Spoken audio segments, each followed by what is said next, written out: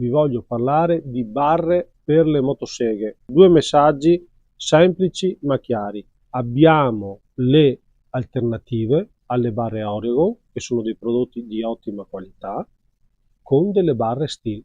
Fino all'altro giorno non esistevano le barre steel per andare a sostituire delle barre Oregon su delle motoseghe che ci sono normalmente in commercio.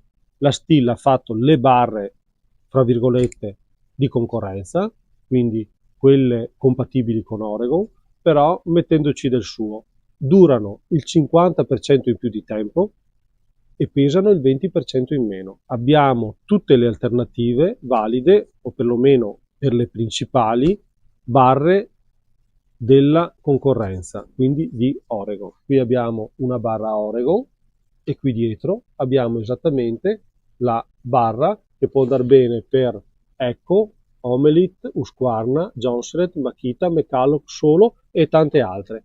Costano poco di più delle altre, però durano il 50% in più, quindi vuol dire che alla fine costano meno. Pesano il 20% in meno, quindi vuol dire che vi affaticate meno.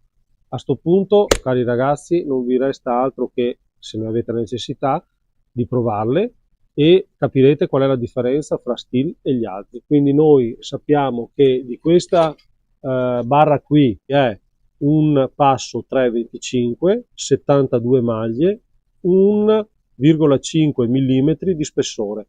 Questa qui è una barra che è con un attacco, si dice in gergo K095, e fino all'altro giorno le vendevamo con, diciamo, barra Oregon, con il marchio Oregon.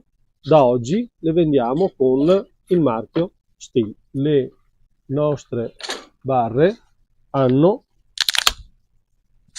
il puntale che è garantito a vita, non serve di lubrificazione, quindi non ha punti di lubrificazione, ma è garantito a vita, quindi un altro elemento molto importante.